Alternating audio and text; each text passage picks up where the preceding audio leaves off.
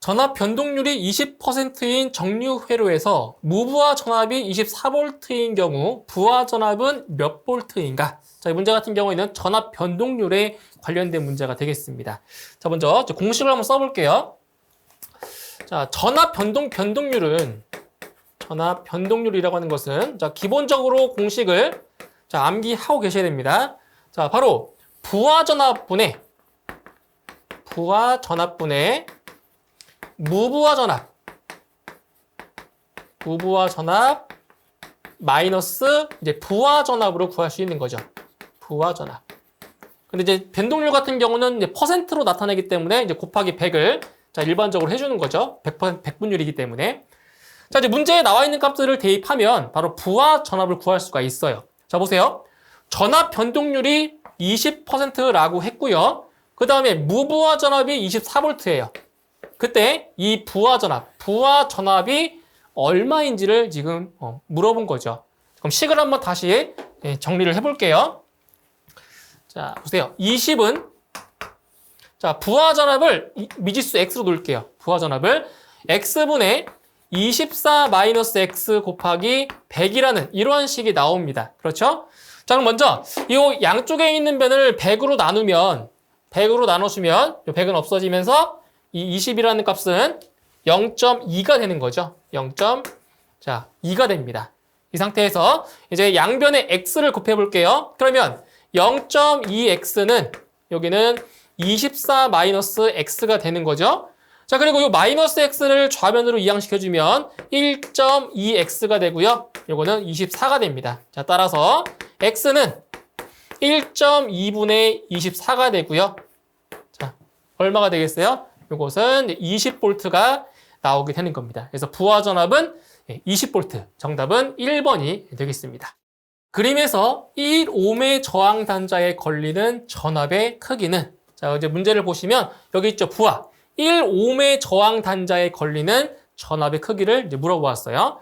자, 이제 도면을 보시면은 자, 여기에 전압원이 있고요. 그리고 전류원이 있죠. 이렇게 전압원과 전류원 두 개 이상의 전압원 또는 전류원이 있을 경우에는 바로 중첩의 원리를 이용해서 계산할 수가 있는 거죠. 자, 그러면 두 가지 개념만 알고 계시면 돼요. 중첩의 원리에서는 자, 전압원인 경우에는 뭘 시킨다? 단락을 시킵니다. 단락에는 쇼트입니다. 쇼트, 단락. 그리고 전류원 같은 경우는 이제 개방을 시키죠. 오픈 시킨다는 거예요. 자, 그럼 먼저 첫 번째로 전압원을 단락을 시켜볼게요. 자, 전압원을 단락시킨다는 얘기는 이 전압원을 없앱니다. 없애면서 여기를 그냥 하나의 선으로 그냥 연결한 거예요. 단락, 쇼트를 시킨 거죠. 이 상태로. 자, 그러면 지금 40A라는 전류원이 있는데 이 40A는 이렇게 왼쪽으로도 갈 거고요. 그리고 오른쪽으로도 가겠죠. 이렇게. 자, 그런데 이 왼쪽에는 저항 성분이 아예 없어요. 그렇죠? 오른쪽에는 저항이 존재를 해요. 그러면 전류는 저항과 반비례하기 때문에 저항 성분이 없는 쪽으로 전류가 거의 다 흐르겠죠. 그렇기 때문에 이렇게 전압원을 단락시킨 상태에서는 이 부하 1옴 저항 단자에는 전류가 흐르지 않는 거죠. 전부 다 이쪽으로만 전류가 가는 거예요. 왜? 방해하는 성분이 없으니까. 그래서 자, 전압원을 단락시켰을 때는 이 저항에 전류가 흐르지 않죠. 전류가 흐르지 않기 때문에 전압도 0V가 되는 거죠. 그렇죠? 이렇게. 자, 두 번째. 전류원을 개방할게요. 자, 전류원을 개방을 한다는 얘기는 이 전류원을 없앤 상태에서 여기를 끊어버리는 거예요. 끊어버리는 거예요. 이렇게 끊어버렸어요. 이렇게 여기 없는 거예요. 이렇게. 그러면 여기에 있는 이 전압원 100V가 다 어디에 걸리겠어요? 100V가 전부 다 요 1옴이라는 저항에 다 걸리겠죠? 저항 성분이 부하가 이거밖에 없으니까. 그럼 여기에 전류원을 개방했을 때는 100V가 모두 여기 1옴 저항에 다 걸리는 거죠. 그렇기 때문에 이 중첩의 원리 같은 경우는 이 두 개에 나온 전압값을 뭐 한다? 더해주는 거예요. 그렇죠? 따라서 요 1옴의 저항 단자에 걸리는 전압은 몇 볼트다? 100V가 걸린다는 것을 알 수가 있는 겁니다. 그래서 정답은 3번이 정답이 되겠습니다. 한 코일의 전류가 매 초 150A의 비율로 변화할 때 다른 코일에 10V의 기전력이 발생하였다면 두 코일의 상호 인덕턴스는 얼마인지를 물어보았습니다. 자, 바로 유도 기전력과 관련된 문제인데, 자, 유도 기전력 E는 M 곱하기 DI DT가 됩니다. 자, 암기하셔야 돼요. 이게 바로 유도 기전력 구하는 공식입니다. 그래서 유도 기전력 E, M은 상호 인덕턴스입니다. 지금 문제에서 구하고자 하는 상호 인덕턴스 M이고요. DI DT는 바로 초당 얼마만큼의 전류가 변화했는지 전류 변화율입니다. 그렇죠? 자, 그럼 보세요. 지금 다른 코일에 10V의 기전력이 발생했대요. 자, 유도 기전력이 몇 볼트라고요? 자, 10V 발생했고요. 자, 상호 인덕턴스를 몰라요. M으로 놓고요. 자, 지금 보세요.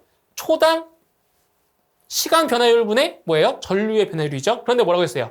매 초당 150A의 비율로 변화한다고 했죠. 그렇기 때문에 DI, DT 이 값 자체가 얼마가 되는 거예요?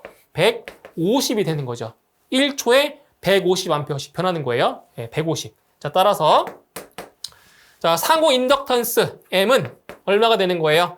150분의 10이 되고요. 그러면 15분의 1이 되겠네요. 15분의 1. 단위는 헨리. 이렇게 해서 정답은 4번이 정답이 되겠습니다.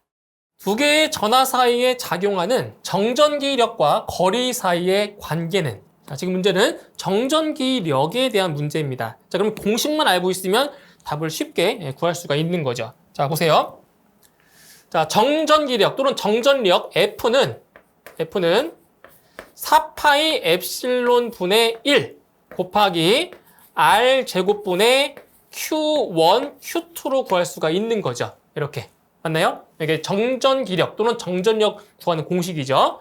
자, 또는 요 4파이 엡실론 분의 1을 어떻게 쓸 수 있어요? 바로 9 곱하기 10의 9제곱으로도 쓸 수가 있죠. 이렇게 곱하기 R 제곱분의 Q1, Q2다.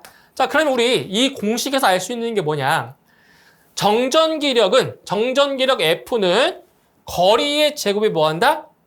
반비례함을 알 수 있는 거죠. 자, 여기서 알 수 있는 것보다 정전기력 F는 거리의 제곱에 뭐한다? 반비례하는 걸 알 수 있는 거죠. 그렇죠? 그러니까 거리가 멀면 멀수록 거리의 제곱에 어떻게 되는 거예요?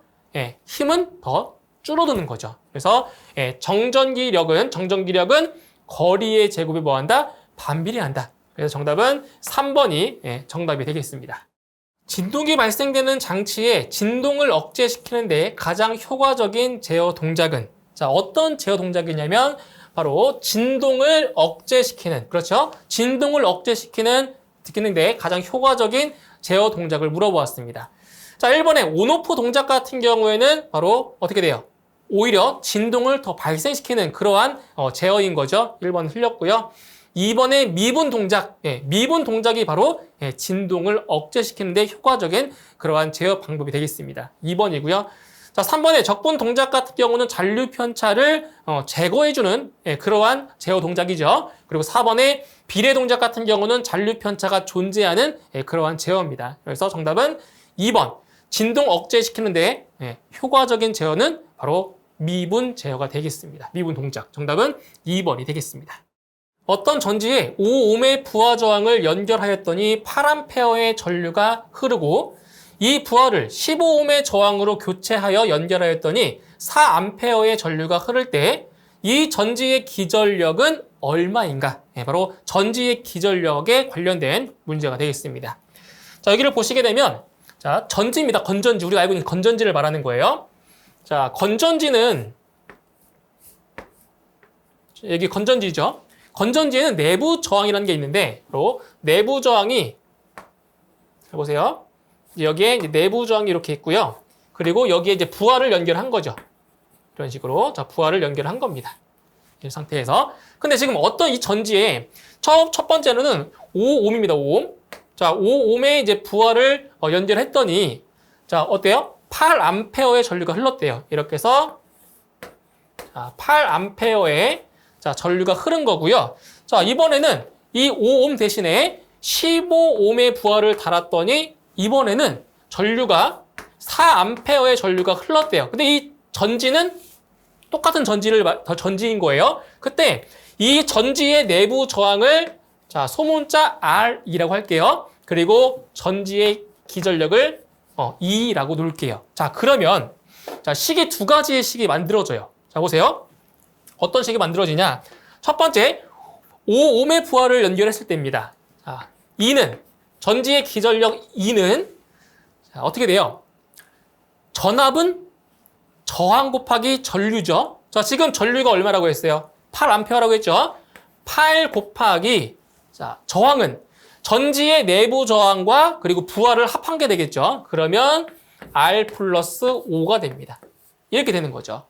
자, 이제 이번에는 15옴의 부하를 연결했을 때입니다. 자, 어떻게 되겠어요? 똑같겠죠? 전지의 기전력은 2는 자, 이때는 4A의 전류가 흐른대요. 4 곱하기 R 플러스 자, 15옴을 연결했으니까 15가 되는 거죠. 그럼 여기에서 전지는 변함이 없기 때문에 전지의 기전력 자체는 뭐 하겠어요?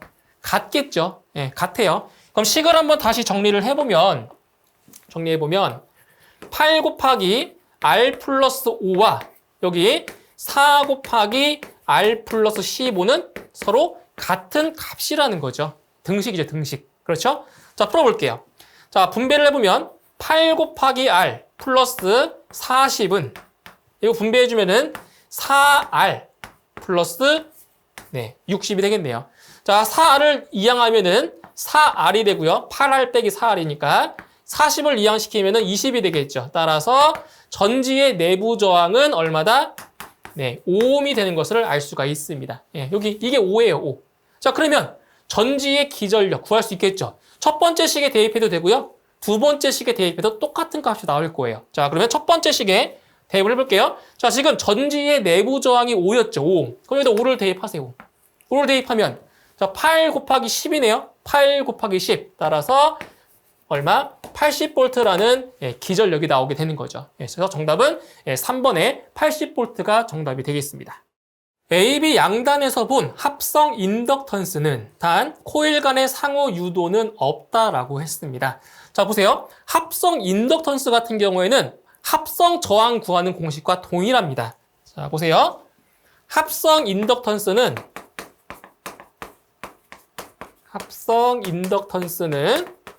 합성 저항 구하는 공식과 똑같아요. 합성 저항 구하는 공식과. 자, 그럼 여기 보세요. 이 회로를 보면 자, 이 두 개의 인덕턴스, 코일은 어때요? 코일 같은 경우는 병렬로 연결되어 있죠, 병렬. 맞나요? 네, 병렬 연결되어 있고요. 그리고 이 병렬로 연결되어 있는 이 코일과 뒤에 있는 이 코일은 어떤 연결인 거예요? 이 코일은 직렬로 연결이 되어 있는 그러한 형태인 거죠. 자, 그럼 먼저 병렬로 연결되어 있는 코일의 합성 인덕턴스를 구하면 자, 합성 저항 구하는 것과 동일하다라고 했죠? 자, 병렬이니까 어떻게 구할 수 있어요? 여기에서는 10헨리니까 곱한 것을 더한 것으로 나눠주면 되겠네요. 맞나요?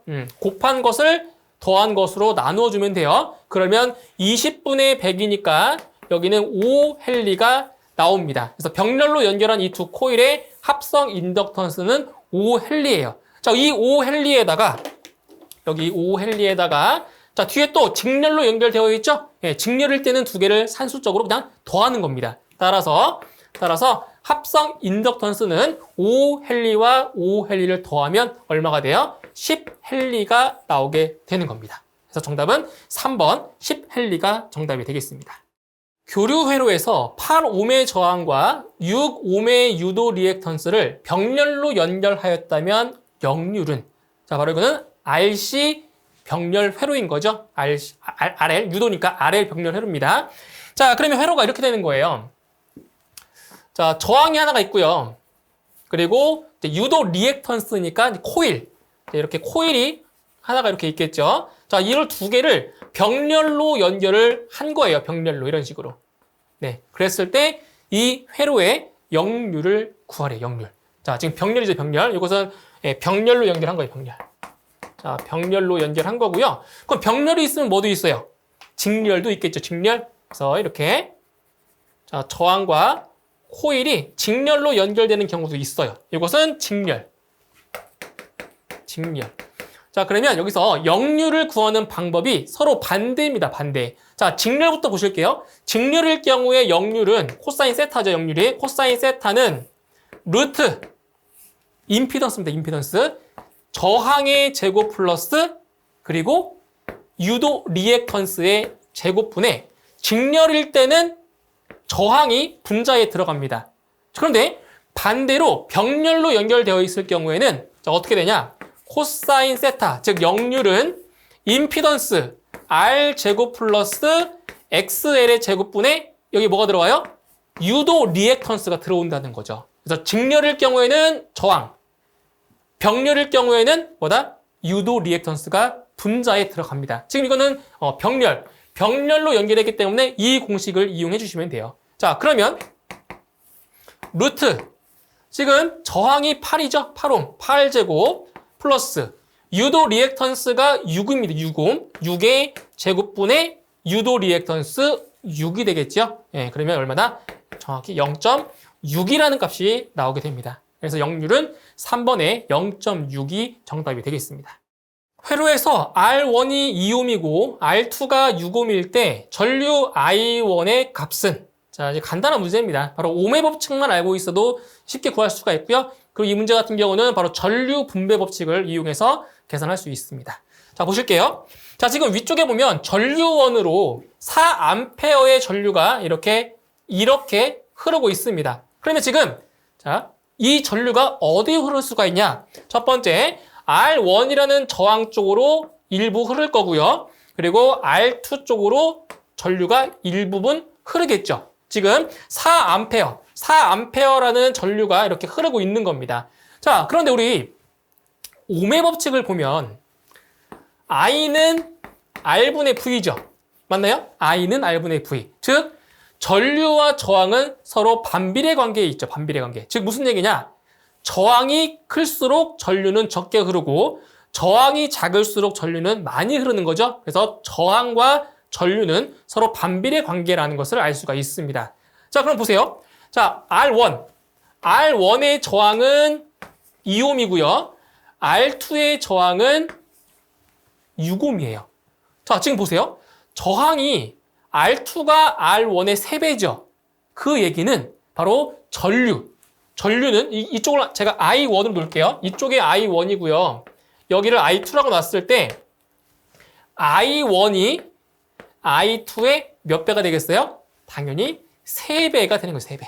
그렇죠. 왜냐면 저항이 3분의 1배니까 반대로 전류는 3배가 되는 걸 알 수 있습니다. 근데 지금 4A의 전류가 흘러 들어오고 있어요. 3대 1인 거예요. 3대 1. 전류의 비가 3대 1인 거죠. 그래서 I1을 어떻게 구할 수가 있냐? I1은 3대 1이니까 3 플러스 1분의 어디예요? 이쪽에 3이죠. 맞죠? 3대 1이니까 3. 여기에다가 얼마 곱한다? 4A를 곱하는 거죠. 전체 전류를 곱하는 거예요. 그러면 얼마가 돼요? 3A가 되는 거죠. 그래서 이 R1 쪽으로 3A, 그리고 나머지 1A는 어디로 가요? R2로 흘러 들어가는 거죠. 그래서 정답은 I1의 값은 얼마다? 네, 바로 3A가 되는 겁니다. 정답은 3번입니다.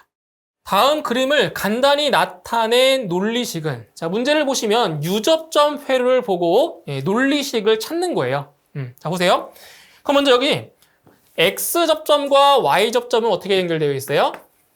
여기는 병렬로 연결이 되어 있죠. 병렬 연결. 그리고 앞에 있는 접점과 뒤에 있는 이 접점은 어떻게 연결되어 있어요? 여기는 직렬로 연결이 되어 있는 거죠.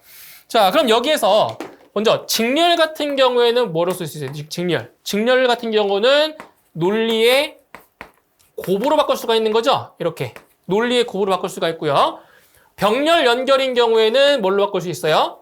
논리의 합으로 바꿀 수가 있죠. 즉 유접점 회로를 논리식으로 바꿀 때 이러한 관계가 있는 겁니다. 자, 그럼 먼저 이 X와 Y라는 접점이 병렬이니까 논리의 합이라고 했죠? 그러면 X 합 Y가 되는 거고요. 그리고 이 X라는 접점과 뒤에 있는 이 두 개의 접점은 직렬로 연결되어 있죠. 그래서 논리의 곱이 되는 거예요. 그래서 X 이렇게 곱이 되죠. 이겁니다. 자, 이제 여기까지 만들었으면 이 논리식을 보면 보기에 없죠. 뭐란 얘기예요? 이 논리식을 간략화 해야 됩니다. 간략화. 자, 어떻게 간략화를 할 수가 있냐? 먼저 이렇게 분배합니다. 분배. 예, 분배할 수 있습니다. 분배 법칙. 그러면 x와 x죠. x, x. 그리고 이렇게 해주면은 x, y인데 여기가 지금 논리의 합이죠. 논리의 합이니까 이렇게 되는 거죠. 이런 식으로. 자, 이제 부울대수의 정리를 이제 보면 x 곱 x는 뭐랑 같아요? x 곱 x는 x와 같은 거죠. 그리고 뒤에는 그대로 x, 자, y가 됩니다. 자, 이 상태에서 이 x라고 하는 것은 또 뭐랑 같냐? x 곱 1과도 같죠? 그렇죠? x 곱 1이 곧 x잖아요. 이렇게 바꿀 거예요. 그러면 다시 x로 묶어줄 거예요. x로 묶어주면 여기 앞에는 1이죠? 뒤에는 y죠? 근데 1과 y는 합으로 연결되어 있으니까 이게 논리의 합이 됩니다. 그럼 여기서 이건 뭐예요, 이거? 이것은 항상 1로 나올 수밖에 없죠? 논리의 합인데 둘 중에 하나가 1입니다. 고정이에요, 고정. 그렇기 때문에 이 출력은 무조건 1로 나올 수밖에 없죠. 그러면 이것은 x 곱 1이 되고요. 결과적으로 x 곱 1은 뭐와 같다고 했어요? x와 같다라고 했죠. x. 맞나요? 정답은 1번의 x가 정답이 되는 겁니다. 지시계기에 대한 동작 원리가 옳지 않은 것은, 자, 보기에서 지시계기에 대한 동작 원리 중에서 틀린 걸 찾는 거예요. 자, 1번 열전형 계기는 대전된 도체 사이에 작용하는 정전력을 이용한다. 자, 대전된 도체 사이에 작용하는 정전력을 이용한다. 이게 열전형 계기가 아니고요. 여기서 뭐예요? 정전형 계기입니다. 정전형 계기. 정전형 계기. 그래서 1번이 틀린 거예요. 그래서 대전된 도체 사이에 작용하는 정전력을 이용하는 것은 정전형 계기이기 때문에 1번이 틀렸네요. 정답은 1번이고요. 2번에 가동철편형 계기는 전류에 의한 자기장이 연철편에 작용하는 힘을 이용한다. 2번 맞는 내용이에요. 3번 전류력계형 계기는 전류 상호 간에 작용하는 힘을 이용한다. 3번도 맞는 설명이고요. 4번 유도형 계기는 회전 자기장 또는 이동 자기장과 이것에 의한 유도 전류와의 상호작용을 이용한다. 4번도 옳게 설명된 거죠. 그래서 옳지 않은 것은 1번입니다. 그래서 대전된 도체 사이에 작용하는 정전력을 이용하는 것은 바로 정전형 계기가 되겠습니다. 정답은 1번입니다. 그림에서 전압계의 지시값이 200V이고 전류계의 지시값이 2A일 때 부하 전력은 몇 와트인가? 단 전압계의 내부 저항은 1000ohm이라고 했습니다. 자, 문제 보세요. 자, 지금 이 혈효에서 전압계의 지시값이 200V래요. 자, 이 전압계의 지시값이 200V라고 했고요. 그리고 전류계의 지시값이 2A예요. 2A. 예, 2A라고 했어요. 그런데 여기서 전압계의 내부 저항이 1000ohm이다. 그래서 여기 이 전압계의 내부 저항이 1000ohm이래요. 1000ohm. 이렇게. 자, 그럼 여기서 무엇을 알 수가 있냐? 바로 이 전압계 쪽으로 흐르는 전류의 값을 알 수가 있어요. 자, 전압이 200V고 저항이 1000ohm이래요. 그럼 얼마예요? 여기는. 이거 얼마 돼요? 이걸 IV로 할게요. IV. 전압계 쪽으로 흐르는 전류. 자, R분의 V죠.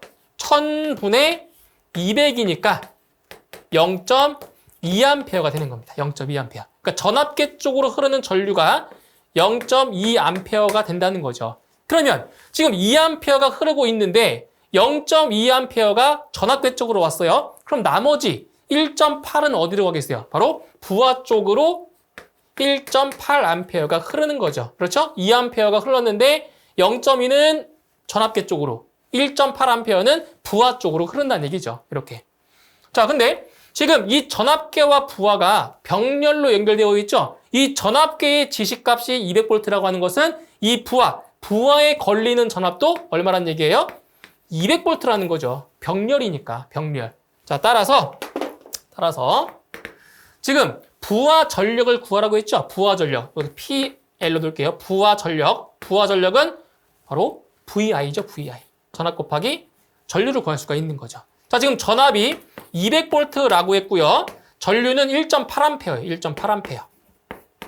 이런 1.8A. 200V, 1.8A. 그러면 360W가 나오게 되는 거죠. 정답은 4번에 360W가 정답이 되겠습니다.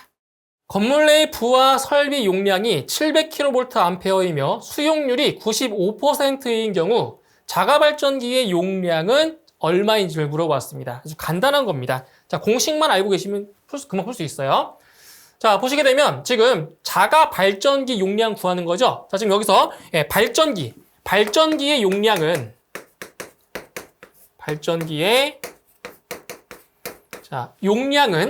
자, 부하 설비 용량 있죠.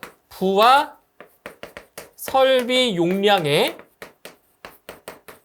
바로 수용률만 곱하면 됩니다. 즉, 이 수용률이라고 하는 것이 부하 설비 용량 분의 발전기 용량이잖아요. 그렇기 때문에 발전기 용량은 부하 설비 용량에다가 수용률만 곱하면 됩니다. 그래서 여기서 이 수용률이 크다라고 하는 것은 뭐예요? 자, 설치가 되어 있는 그러한 전기 설비들이 동시에 많이 가동한다는 얘기죠. 수용률이 높다라는 것은. 반대로 수용률이 낮다라고 하는 것은 동시에 동작할 그러한 확률이 낮다는 거고요. 그래서 수용률이 지금 95% 높은 편이죠. 95%. 그래서 발전기 용량을 구하면 지금 부하 설비 용량이 얼마예요? 부하 설비 용량이 700 킬로볼트 암페어고요. 수용률이 95%이기 때문에 0.95를 곱하면 됩니다. 아주 간단한 식이죠.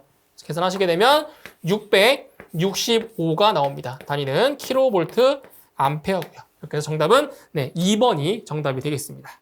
다음에 PID 제어 동작을 나타내는 미분 방정식에서 비례계수, 미분계수, 적분계수의 값으로 옳은 것은, 자, 보실게요. PID 제어 동작 같은 경우는 뭐예요? PID, 비례, 적분, 미분이죠? 비례, 적분, 미분 제어 동작인데 지금 이 미분 방정식으로 나타낸 것이 이겁니다. 그래서 요 4xt라고 하는 것이 이것이 뭐예요? 비례 동작에 해당이 되고요. 그리고 여기 나와 있는 것이 미분, 그리고 뒤에 있는 것이 바로 적분, 그죠?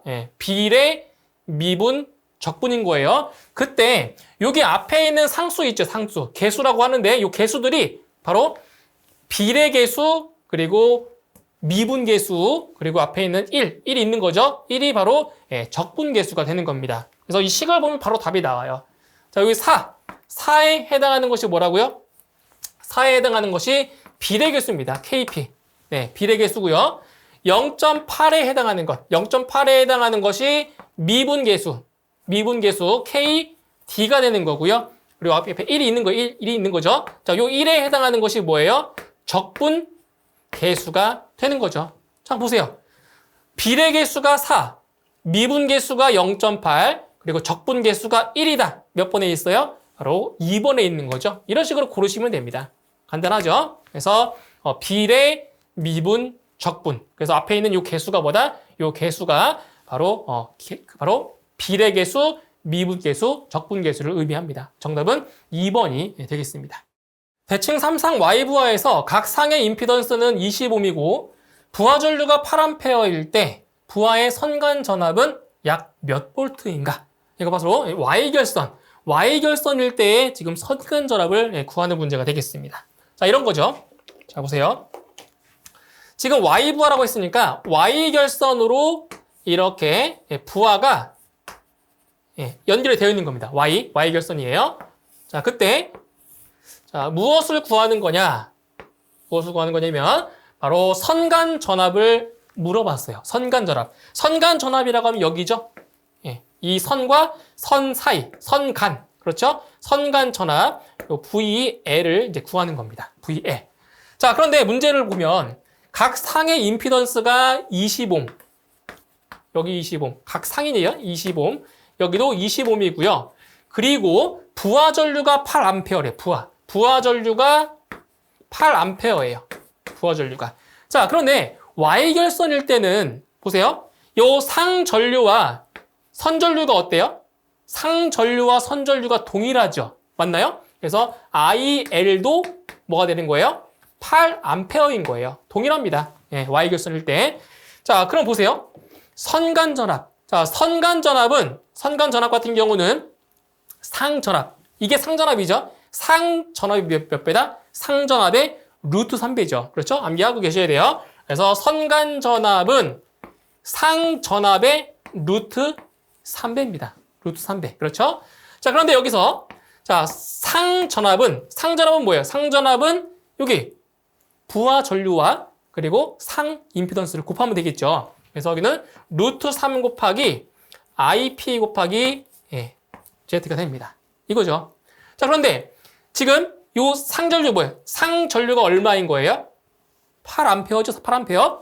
임피던스는 25인 거고요. 그대로 대입하시면 돼요. 그러면 루트 3 곱하기 8A 곱하기 25 계산하시게 되면 대략적으로 277 정도가 나옵니다. 이렇게 돼서 바로 선간전압은 277V가 되겠습니다. 정답은 3번입니다. 코일을 지나가는 자속이 변화하면 코일에 기전력이 발생한다. 이때 유기되는 기전력의 방향을 결정하는 법칙은 이것은 뭐예요? 바로 렌츠의 법칙을 말하는 거죠. 정답은 1번이 되는 거고요. 자, 우리 패러데이의 전자유도 법칙을 보면 자, 보세요. 패러데이의 전자유도 법칙을 보시게 되면 E는 마이너스 N 곱하기 d 파이 dt 이렇게 되어 있단 말이에요. 이렇게. 그때 이 패러데이, 이 기전력의 크기를 결정하는 것은 바로 패러데이의 법칙이 되는 거고요. 패러데이 법칙이 결정해 주는 거고요. 자, 여기 나와 있는 이 마이너스가 바로 여기에 바로 렌츠의 법칙을 설명을 하는 거죠. 렌츠의 법칙. 그래서 이 렌츠의 법칙 같은 경우는 바로 그의 변화를 방해하려는 방향이기 때문에 여기 마이너스라는 이 부호가 붙는 거죠. 그래서 여기 유도되는 기전력의 방향을 결정하는 법칙은 바로 렌츠의 법칙이 되는 것을 알 수가 있습니다. 정답은 1번 렌츠의 법칙이 되겠습니다. 0도대의 저항이 10옴, 저항 온도 계수가 0.0043인 전선이 있다. 30도씨에서 이 전선의 저항은 약 몇 옴인가? 자, 이제 일반적으로 도체 같은 경우에는 온도가 올라가면 저항값이 상승하는 그러한 특성이 있죠. 자, 그러면 0도씨일 때의 저항이 10옴이에요. 근데 30도, 즉 0도에서 30도만큼 상승했을 때 저항이 얼마냐? 당연히 저항이 올라가겠죠, 값이. 자, 이 공식이 있습니다. 보세요. 자, 나중 저항은 처음 저항 곱하기 1 플러스 자, 알파 T1 곱하기 T2 마이너스 T1이 됩니다. 자, 이게 바로 나중 저항 값을 구하는 공식이에요. 그래서 R1이라고 하는 건 처음 저항, 알파 T1이 저항 온도 개수를 말하는 거예요. 자, T2는 나중 온도, T1은 처음 온도를 의미하는 거죠. 대입해 볼게요. 자, 지금 0도씨일 때의 저항이 10옴이라고 했죠? 10 곱하기 1 플러스 저항 온도 계수가 0.0043이에요. 0.0043이고요. 곱하기 나중 온도가 30도씨고요. 처음 온도가 0도씨죠. 30도만큼 변화한 거예요. 이렇게 계산하시면 나중 온도, 즉 30도씨일 때의 저항을 구할 수가 있는 겁니다. 자, 계산하시게 되면 이 값은 11.29 나오는데 보기에 11.3이 있죠. 11.35 정도가 나오게 되는 겁니다. 즉 온도가 30도 올라가면 저항은 10옴에서 11.3옴, 즉 1.3옴만큼 올라간 게 되는 거죠. 저항값이. 그래서 정답은 4번이 정답이 되겠습니다. 다음 중 단상 변압기에 병렬 운전 조건에 필요하지 않는 것은? 자, 이 문제 같은 경우는 단상 변압기에 병렬 운전 조건이 아닌 것을 찾는 문제가 되겠습니다. 자, 1번의 용량이 같을 것, 2번 퍼센트 임피던스 강화가 같을 것, 3번 극성이 같을 것, 4번 권수비가 같을 것. 네, 보기 중에서 바로 단상 변압기의 병렬 운전 조건이 아닌 것은 바로 1번이 있죠. 용량이 같을 것. 이것이 해당되지 않습니다. 용량이 달라도 이 단상 변압기는 병렬 운전이 가능해요. 용량이 달라도. 하지만 여기 나와 있는 거 있죠? 퍼센트 임피던스 강화 같아야 되고요. 극성 같아야 되죠. 권수비도 같아야 병렬 운전을 할 수가 있습니다. 정답은 1번. 용량이 같다는 것은 병렬 운전 조건에 해당이 안 됩니다. 정답은 1번입니다. 유도전동기의 슬립이 5.6%이고 동기 속도가 1800rpm일 때 이 유도전동기의 회전자 속도는 약 몇 rpm인가? 이것은 동기 속도 그리고 회전 속도의 관계를 물어본 거네요. 자, 보실게요. 자, 회전자 속도, 즉 회전 속도는 동기 속도에 바로 1 마이너스 슬립을 곱하는 거죠. 예, 동기속도 곱하기 1 마이너스 슬립. 이렇게. 자, 이제 문제 다 나왔어요. 동기속도가 1800이라고 했고요. 1800 곱하기 1 마이너스 슬립. 자, 슬립이 5.6%죠. 5.6%니까 0.056으로 대입하셔야 되겠죠. 5.6 넣으면 안 돼요. 0.056이 되는 거죠. 그래서 계산하시게 되면 이건 대략적으로 한 1700 정도 나옵니다. 1700 rpm. 네, 이렇게 해서 회전자 속도는 1700 rpm. 4번이 정답이 되겠습니다. 다음 중 고압의 범위로 옳은 것은, 자, 이것은 전압의 분류에 대한 문제죠. 한번 같이 정리를 해보도록 하겠습니다. 자, 지금 전압 같은 경우에는, 자, 저압이 있고요. 그리고 고압이 있어요. 마지막으로 특고압이 있죠. 특고압. 전압을 크게 세 가지로 분류하면 저압, 고압, 특고압으로 분류할 수가 있습니다. 근데 여기서 저압과 고압 같은 경우에는 직류와 또 교류로 나눌 수가 있습니다. 직류와 교류.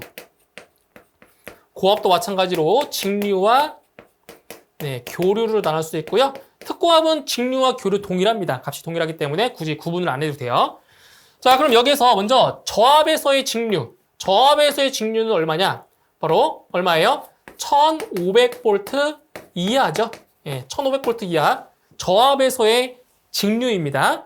그리고 저압에서의 교류는 1000V 이하죠. 1000V 이하.